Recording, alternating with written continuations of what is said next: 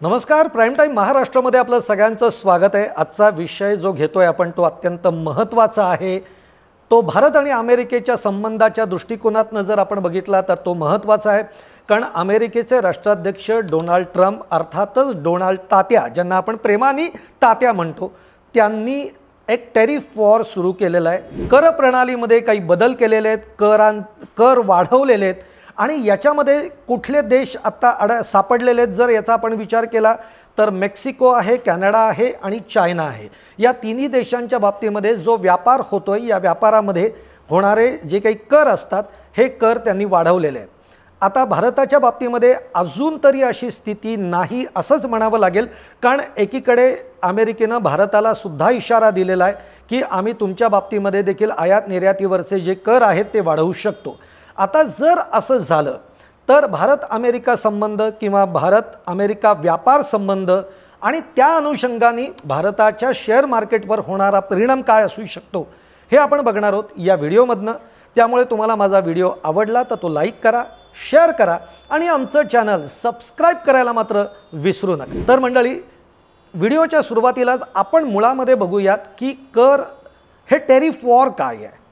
मुळामध्ये जेव्हा अमेरिकेचे राष्ट्राध्यक्ष डोनाल्ड ट्रम्प यांनी अध्यक्षपदाची सूत्र स्वीकारली, अगदी त्याच्या पहिल्या दिवसापासूनच डोनाल्ड ट्रम्प यांनी काही धाडसी निर्णय घ्यायला सुरुवात केली.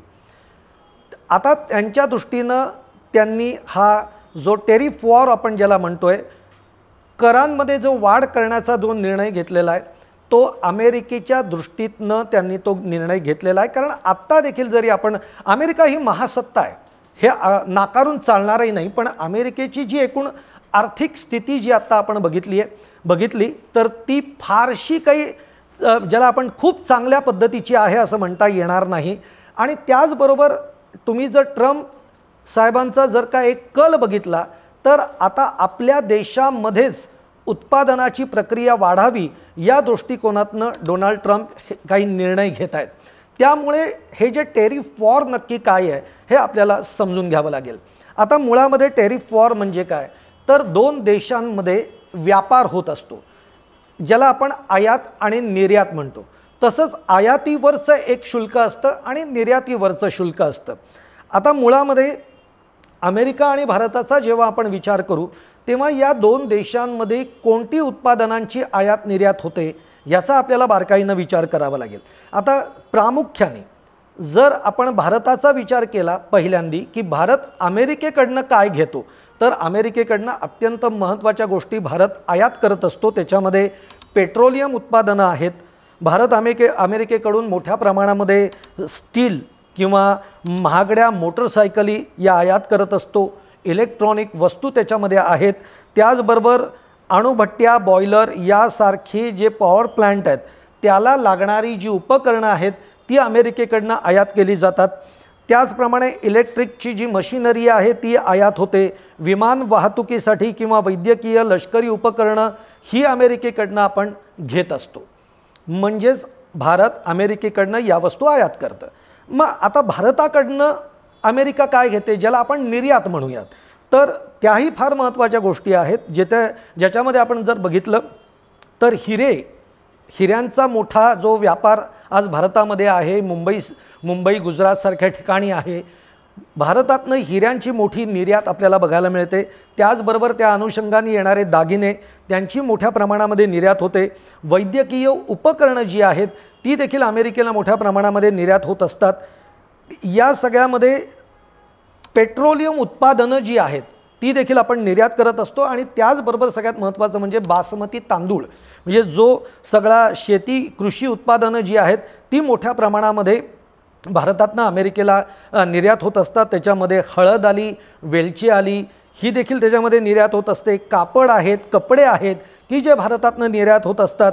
ऑटोमोटिव्ह घटक काही आहेत ज्याच्यामध्ये पिशव्या, शूज इत्यादी चामड्याची देखील जी उत्पादनं आहेत ती भारतातनं निर्यात होत असतात. आता या दोन देशांमध्ये आयात निर्यातीत नेमकं काय चालतं हे आपण बघितलं. आता जर का याच्यावरचे कर वाढवले, जर अमेरिकेने भारताकडनं जी गोष्ट आपण घेतोय ती घेत असताना जर कर वाढवले किंवा अमेरिकेकडनं भारत ज्या वस्तू घेतोय त्यावरचे जर कर वाढवले तर त्याचे परिणाम हे निश्चित होणार आहेत। आता या कर वाढीचे परिणाम हे काही भारत अमेरिका संबंधांवर लगेच आपल्याला येतील असं म्हणण्याचं काही कारण नाही आहे, कारण त्यातली एक चांगली बाजू म्हणून जर का आपण बघितलं तर सध्या गेल्या काही काळांमध्ये, गेल्या काही वर्षांमध्ये, जेव्हा यापूर्वीसुद्धा डोनाल्ड ट्रम्प हे अमेरिकेचे राष्ट्राध्यक्ष राहिलेले आहेत, त्या काळापासून भारत आणि अमेरिकेमधले जे संबंध आहेत हे चांगले होतानाच बघायला मिळालेले आहेत। त्यातून आता भारत हा अत्यंत वेगाने प्रगती करतोय, त्यामुळे अमेरिकेला थेट भारताशी अशा पद्धतीचा पंगा घेणं हे परवडणारं नाही आहे। पण तरी कुठेतरी अमेरिकेला याचा विचार करावा लागणार आहे, त्यामुळे तो इशारा जो आहे तो त्यांनी भारताला दिलेला आहे। पण तरीही भारत अमेरिका संबंधांवर याचा थेट परिणाम होणार नसला तरी व्यापारी संबंधांवर, उत्पादनाच्या क्षेत्रामध्ये याचा परिणाम मात्र निश्चित दिसून येणार आहे। कारण आपण कच्चं तेल असतो किंवा उत्पादनाला लागणाऱ्या ज्या कच्च्या मालाची गरज असते त्याचे जर का किंमत वाढली तर ॲटोमॅटिकली जे प्रॉडक्ट तयार होतं त्याची किंमत वाढते आणि मग बाजारामध्ये ते जेव्हा विक्रीला येतं तेव्हा जास्त किमतीने ते विकावं लागतं आणि त्याचा परिणाम हा खरेदीच्या क्षमतेवर होतो। म्हणून आपण त्याला म्हणूयात की जरी भारत अमेरिकेवर याचा थेट परिणाम होणार नसला तरी भारत आणि अमेरिकेच्या व्यापार संबंधांवर याचा परिणाम होणार आहे। जसा तो भारतामध्ये होऊ शकतो तसाच तो अमेरिकेमध्येही होणार आहे।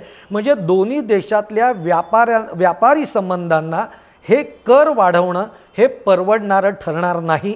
त्यामुळे आत्ता तरी, कारण भारत, तुम्ही जर आता एकूण जगाची स्थिती बघितली तर चीन असेल, कॅनडा असेल, मेक्सिको असेल, अमेरिका असेल, रशिया असेल, या तोडीस तोड सध्या भारत हा जगाच्या नकाशावर आहे। भारत हा आयात क्षेत्रामध्ये जेवढा पुढे आहे तसाच तो निर्यात क्षमतेमध्ये देखील पुढे आहे। त्यामुळे भारताबाबतीत काही धोरण ठरवताना निश्चित समोरच्या देशाला याचा विचार करावा लागणार आहे। अजून तरी ती वेळ किंवा तसं आलेलं नसलं तरी ट्रम्पनी जो इशारा दिला आहे त्यामुळे अगदी भयभीत होण्याचं कारण नाही आहे। कारण मग तो कर किती असेल, आत्ता तो किती आहे आणि तो कितीने वाढवावा लागेल हे जेव्हा ते धोरण स्पष्ट होईल तेव्हा आपण म्हणू शकतो। आता ही वेळ का आली आहे डोनाल्ड ट्रम्पवर किंवा अमेरिकेने असा निर्णय का घेतला आहे, तर मुळामध्ये हे समजून घेऊयात की कुठलाही देश अशा पद्धतीचा विचार का करतो। आत्ता जर का अमेरिकेला भारत जो निर्यात करतोय तो जवळपास 72 अब्ज डॉलर्सची निर्यात ही भारतातनं अमेरिकेला जात असते। त्याच तुलनेमध्ये जर आपण बघितलं तर भारत आयात किती करतोय अमेरिकेकडनं, तर त्याची एकूण किंमत जर बघितली तर 42 अब्ज डॉलर्सची आहे। म्हणजे ही तफावत कुठेतरी खूप जास्त आहे जी अमेरिकेच्या अर्थव्यवस्थेवर याचा परिणाम करते आणि म्हणून करवाढीचा विचार हा कदाचित पुढे येऊ शकतो। अजून तरी तो नाही, त्यामुळे चिंतेचं वातावरण नाही। पण जर असं झालं तर याचा परिणाम हा निश्चितच शेअर मार्केटवर होणार आहे। तो जागतिक शेअर मार्केटवर जसा होणार आहे तसा भारतातल्या शेअर मार्केटवर होणार आहे। कारण जी उत्पादन आहेत त्याचे जे शेअर्स मार्केट बाजारामध्ये फिरत असतात, तर जेव्हा या उत्पादनांची किंमत वाढणार आहे तेव्हा ॲटोमॅटिकली त्या शेअर्समध्ये घसरण होताना आपल्याला बघायला मिळेल।